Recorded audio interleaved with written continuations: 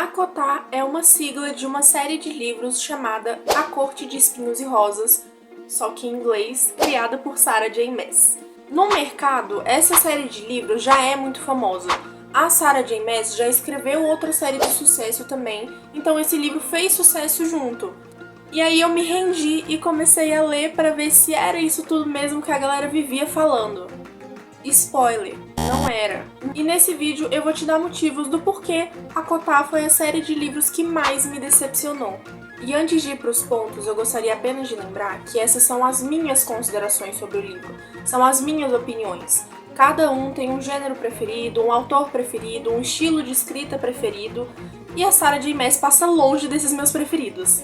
Então, não generalizem tudo que eu tô falando. Vocês também podem criticar, também podem discordar, com respeito, e também podem procurar vídeos de outros criadores de conteúdo que falaram sobre o mesmo livro para ver o ponto de vista deles. Eu vou fazer um pequeno resumo de ACOTAR, só que eu não vou colocar sinopse, porque a sinopse do livro é uma porcaria, e já começa assim. A sinopse não me diz absolutamente nada e não me dá vontade de ler. Fairy é a personagem principal do nosso livro. Fairy é a irmã do meio de uma família que perdeu todo o seu dinheiro e agora vive de migalhas. Fairy tem a responsabilidade de colocar comida na mesa, então ela sai à caça e ela acaba matando um lobo, que ela nem tava atrás do lobo, mas também era por autodefesa, né? Porque acredito que se você vê um lobo na sua frente, ou você mata ou você morre. Mas na verdade ele não era um lobo, ele era aquilo que no livro eles chamam de feéricos, que sinceramente são seres que se parecem com elfos e têm algumas características a mais e poderes também. No mundo de Fairy, os feéricos vivem separados dos humanos. Eles têm esse acordo onde tem uma muralha separando os dois. O trato é, não me incomoda que eu não te incomodo. Só que como a Fairy matou o lobo sem querer, e mesmo que tivesse sido sem querer porque ela não sabia que ele era um feérico, ainda assim ela vai ter que pagar por isso. Então, como forma de pagar sua sentença, um grão feérico, que é um pouco mais fodástico que um feérico normal, vai em pessoa, ou em besta, se você quiser considerar que a sua forma humana estava um pouco resguardada no momento, buscar a Fairy na casa dela. E aí ela não teve muita opção e teve que ir com ele para pagar a sua sentença e deixou as suas duas irmãs cuidando da casa e o seu pai com o joelho capenga. E aí, no meio do caminho, o que ela pensa? Ah, minha sentença é de morte, né? Eu vou chegar lá e eles vão me matar, vão me torturar, sei lá, fazer coisas ruins. Lembrando que nesse mundo eles tinham uma visão muito ruim dos feéricos, então ela pensava nas piores coisas possíveis que poderiam acontecer com ela. Mas aí ela chega numa mansão pica das galáxias do Temblin, que é o nome do grão feérico que foi pegar ela, e aí ela percebe que na verdade ela não vai morrer nem nada, eles não vão fazer nada de ruim com ela. A única coisa, a sentença dela é viver ali pro resto da vida. Ela nunca mais vai poder ver a família dela, nunca mais vai poder sair dali, ela vai ter que ficar naquela mansão pra sempre. E aí, como vocês podem perceber, essa é uma clara releitura de A Bela e a Fera. Como vocês viram aí nas artes que eu coloquei, o Temblin é como se fosse uma fera, né? Ele se transforma em fera, depois ele se transforma em pessoa também. Tem toda uma questão também que eles usam máscara nessa corte. Então a Fairy não consegue ver o rosto dele de verdade. E a Fairy é como se fosse a Bela ali, que foi sequestrada pra morar dentro da mansão dele pro resto da vida. E aí, em algum momento, eles vão se apaixonar. E é isso, entendeu?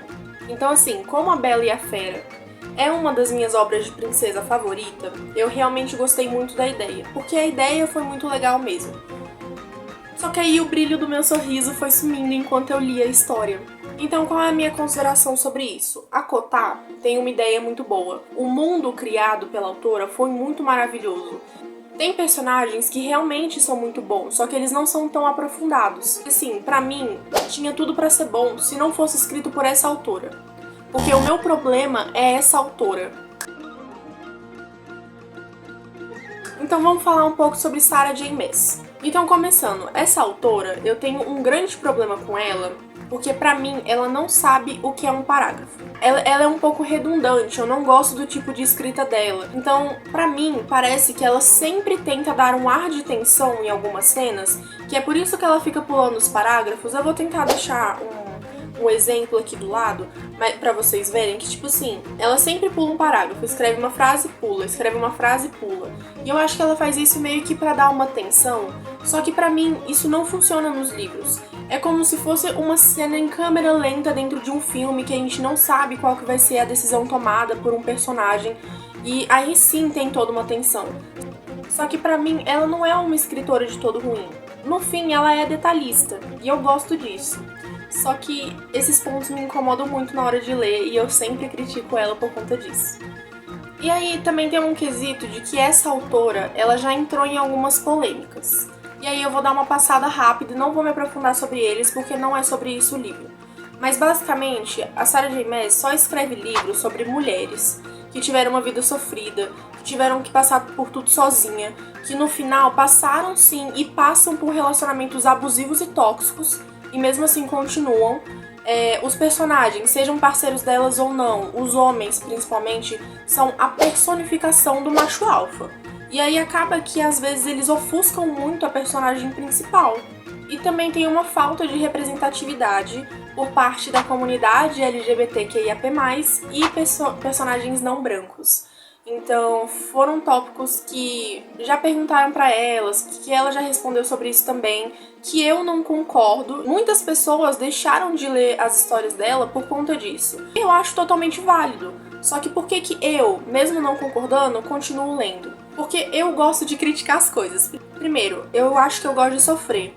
Porque, sinceramente, que desde o primeiro livro de ACOTAR eu tava reclamando sobre ele, reclamei o livro inteiro, eu reclamei, terminei e reclamei, e ainda assim eu lia a série inteira de livros. Por quê? Porque eu queria reclamar. Mesmo que seja uma coisa que eu tenha que bater na tecla toda vez sobre todas essas questões dessas polêmicas, eu vou continuar batendo na tecla, mas eu vou continuar lendo também. E lembra que eu falei lá no início do vídeo que a Sarah J. Maas já tinha feito uma série de livros que ficou muito famosa? Ela fez Trono de Vidro. É uma série de 8 livros que ela começou fazendo no Wattpad, que é aquele site de fanfics onde qualquer pessoa pode publicar qualquer história lá e qualquer outra pessoa pode ler. E isso não é uma publicidade paga. Ela começou escrevendo lá e depois ela publicou o primeiro livro de Trono de Vidro. Foi o primeiro livro que ela publicou. Acho que foi em 2012, se eu não me engano. Depois disso, ela começou a escrever ACOTAR junto com o Trono de Vidro. Então, todo ano, ela se esforçava para publicar um dos dois ou dois desse livro. Então, ela publicava Trono de Vidro no ano, aí depois saía uma série de ACOTAR, aí depois saía outro Trono de Vidro, depois de ACOTAR. E eu não sei se isso foi uma boa jogada de marketing dela, porque no fim, por mais que ela estivesse sendo citada todos os anos e ficasse famosa por conta disso, e a galera comprando muito o livro dela, ainda assim, ela recebia muita crítica porque, como ela não estava focando em um livro específico, ela recebia críticas por não estar entregando uma boa história em nenhum dos dois livros. Então, no fim, eles têm inclusive tópicos muito parecidos. Eu não vou falar tanto de Trono de Vidro porque não é do livro, ou não é desse vídeo, e eu não li Trono de Vidro. Apesar de eu não ter lido Trono de Vidro, eu já vi muitos vídeos e vi pessoas falando sobre essa série de livros. E na verdade, eu vi uma crítica que é muito parecida com a ACOTAR do que é uma crítica que eu vou fazer nesse vídeo. Que é assim, aparentemente vai chegando pros finais dos livros, né? Vai chegando mais pro final da série, e os livros começam a ficar com tamanhos desproporcionais. Então assim, começa com uma série de, sei lá, 400 a 600 páginas, que é um livro normal de fantasia, geralmente. 600 é até bastante. E aí, no final da série, nos últimos livros, começa a ter 800, 900 páginas. E, gente, isso não é muito normal. Porque parece muito que a Sarah J. Maas, ela tenta cavar mais história onde não tem mais onde encaixar as coisas. Então começa a ser uma coisa muito redundante, começa a ficar muita cena desnecessária, que não tinha motivo de estar lá, cenas repetidas, cenas que podiam ser cortadas, simplesmente para colocar um tamanho desproporcional em um livro. Nos livros da Sarah J. Maas, pelo menos em ACOTAR, na série de ACOTAR, sempre tem alguma cena de hot. No primeiro livro, eu vou ser sincera que eu não lembro, mas se eu não me engano tem uma cena de hot que não é tão, assim, pesada, digamos assim, né? Mas uma das coisas que eu falei é que Sarah J. Maas é muito detalhista. E ela realmente é muito detalhista. E nesse ponto, assim, das cenas hot, fica uma coisa muito engraçada. Porque não é sensual. Ela não faz de um jeito, tipo, ela não escreve de um jeito que é pra ser sensual. Ela escreve de um jeito que é muito fanfic. Que é muito... que, tipo, vira uma cena muito icônica e engraçada, mas não uma coisa sensual que você tem... que você sente prazer lendo, sabe?